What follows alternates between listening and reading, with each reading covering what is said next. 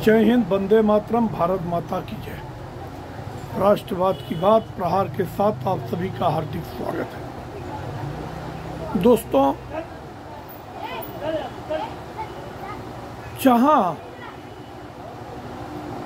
Parliament चलाने के लिए करोड़ों रुपए घंटे के खर्च होते हैं, मगर जो विपक्षी दल 2010 से सत्ता से वंचित हैं, खास तौर से कांग्रेस पार्टी और राहुल गांधी, उनको लगता है कि देश में आज भी नेहरू खानदान और इंदिरा गांधी गांधी खानदान का ही दबदबा है, जबकि ये देश 140 करोड़ देशवासियों का है, किसी एक परिवार की बपंती नहीं है। अब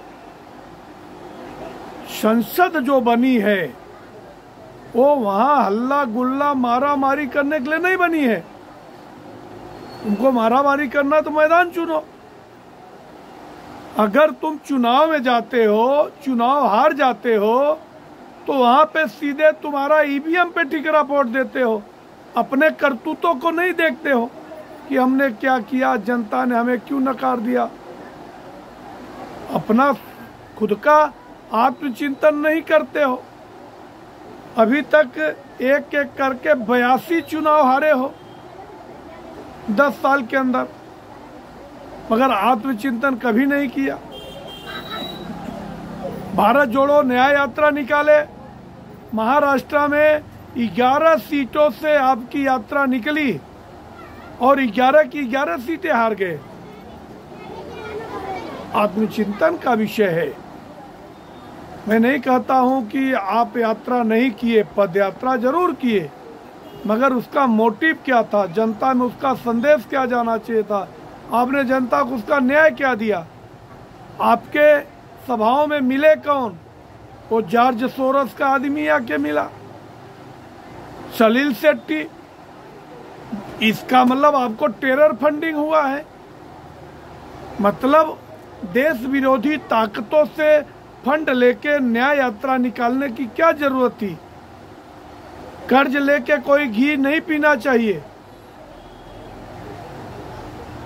अब अपने से हारे सारे, जब विपक्षी दल बिखर गए, बोले नहीं अब हमें तुम्हारे साथ नहीं रहना है,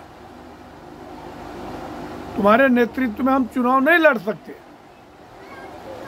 तुम्हारे अंदर वो काबिलियत नहीं है। इसकी शुरुआत किया ममता बनर्जी ने, और एब्सोल्युटली ममता बनर्जी के अंदर वो पावर है, वो ताकत है, वो करिश्मा उनके अंदर है कि 2011 से लगातार तीसरी टर्म वो मुख्यमंत्री बनी है अपने दम पे। उनका दूसरा कोई गॉडफादर नहीं है, उनके पार्टी की वो मुखिया है। इतने भ्रष्टाचार में डूबी हुई थी, फिर भी उपचुनाव के सारे चुनाव 6 चुनाव 6 जीत गई। तो आज उनका जादू है।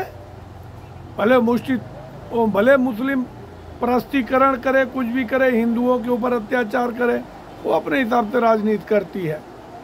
अच्छा, जैसे ही उनके सांसद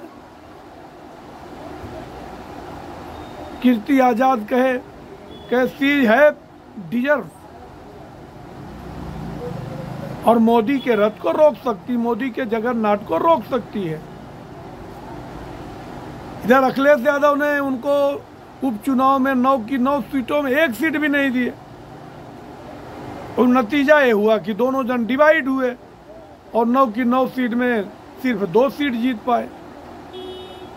क्योंकि डिवाइड होके लड़ेंगे, मुस्लिम वोट डिवाइड होगा, फिर इनकी चुनाव नहीं हो पाएगी। हिंदू तो इन लोगों को नकार दिए है। इसलिए अच्छा, जैसे ये चर्चा हुई, अभी 6 महीने पहले लालू कहे थे कि राहुल गांधी तुम शादी कर लो, तुम दूल्हा बनो, हम लोग बारात जाएंगे। लालू ने कह दिया कि नहीं नहीं, ममता बनर्जी बढ़िया है, वो नेतृत्व कर सकती है। क्यों कहा लालू ने? क्योंकि आने वाले साल में बिहार में चुनाव है। लालू चाहते हैं, पिछली बार 100 सीट दे दिया था, नतीजा ये हुआ कांग्रेस 16 सीट जीती। और अगर उस समय 50 सीट तेजस्वी के पास और होता तो शायद तेजस्वी मुख्यमंत्री होते। जो भी है, लोग कयास तो लगाते ही है। ऐसे में इधर उद्धव ठाकरे पहले से ही नाराज बैठे हैं, नाराज फूफा हो गए हैं। वो कब संगठन से निकल जाए, कब महाविकास अघाड़ी से निकल जाए। क्यों? उनका हिंदू वोट बैंक उनके हाथ से चला गया। उनको अब समझ में आ गई, सर मुड़ाते ओले पड़े। जहाँ 56 सीट की पार्टी हुआ करती था, 20 पार्टी है, 20 विधायक वाली पार्टी है, वो भी 20 की गारंटी नहीं हो कब चले जाएं। ऐसे में कांग्रेस ने एक प्लान किया कि क्यों न उपराष्ट्रपति और राज्यसभा के सभापति जगदीप धनखड़ के खिलाफ